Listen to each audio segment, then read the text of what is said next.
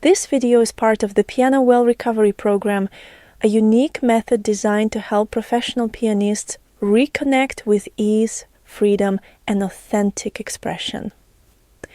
The full book and video playlist, available in 7 languages, are currently being released chapter by chapter, with new lessons posted weekly. You can find everything available so far in the description or comment section below, completely free. And if you try the program and feel inspired, you're invited to join our weekly group lessons, a space for professional pianists to grow together, share insights, and receive personal guidance. Let's begin. Understanding sound texture. Sound texture is a 3-dimensional form of sound imagination. Rather than hearing notes with the 2-dimensional timbre of familiar instruments like violins or cellos, imagine them as pure pitch within a liquid flowing texture. Then gently direct that sound downward in space. In this context, pitch isn't tied to the sound of the piano or voice. It becomes more like a shadow or echo of the tone, similar to how a familiar melody lingers in the mind. You're invited to hear pitch as pure vibration and light, free from any association with a specific instrument. The goal is to dissolve the solidity of timbre and allow the sound to become open, fluid, and expansive. The idea of a liquid texture refers to the kind of resonance we often associate with pedal use. Sustained, spacious, and vibrating, never rigid or fixed. When we say move the sound down, we are referring to the same principle of sound movement direction. The role of sound texture in practice. Imagining notes in sound texture as fluid, 3-dimensional vibrations helps the hands remain soft, relaxed, and responsive while playing. This directly enhances both tone quality and technical ease.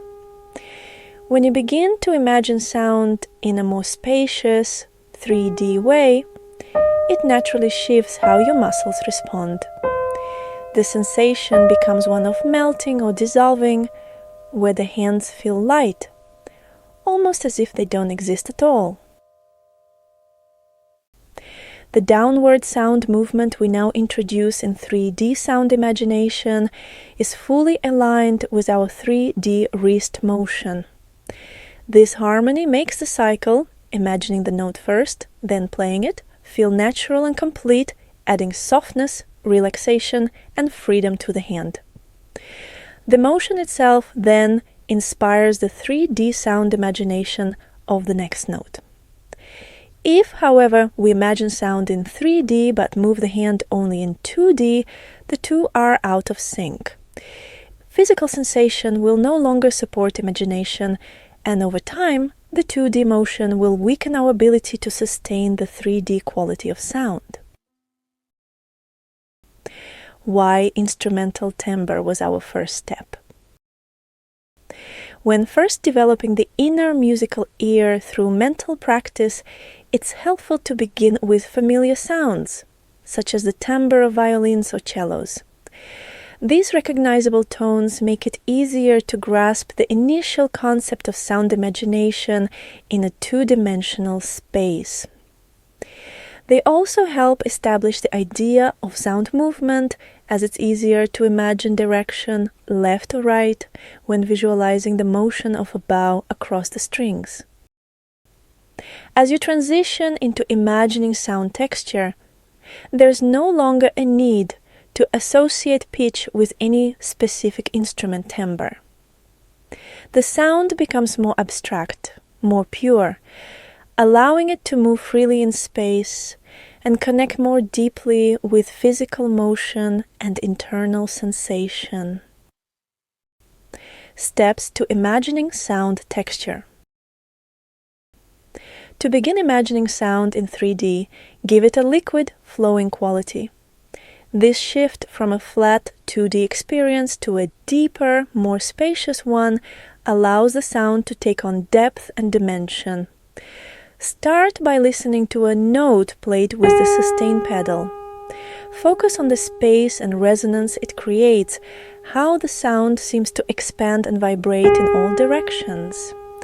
Let yourself feel the liquid texture of the sound without turning it into a visual image like shimmering water. This is a sensory experience, not a mental picture. While listening, guide the sound downward, in the same way you've previously imagined sound moving right or left. At the very end, you can gently add horizontal movement as well, letting the sound stretch slightly to the right or left as needed. This marks the beginning of imagining sound texture.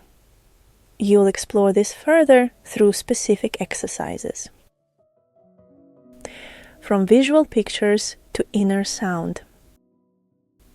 As you move forward in your practice, it's important to begin letting go of visual imagery when working with sound texture, harmony, and dynamics. The role of imagery is not to be seen with the mind's eye, but to be felt and heard through the inner ear as true auditory sensations. Visual cues may be helpful at the very beginning as a way to access certain sensations. But over time, they can become distracting or even limiting, pulling your attention away from the depth and subtlety of sound itself. The one exception is voicing, which will be explored later in this course.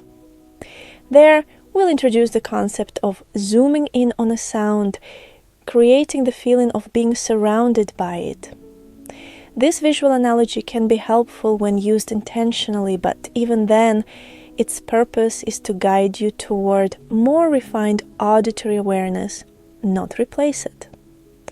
When it comes to sound texture, harmony, and dynamics, keep your focus rooted in how the sound feels and resonates in your inner hearing. Let the experience of sound lead the way, not the image.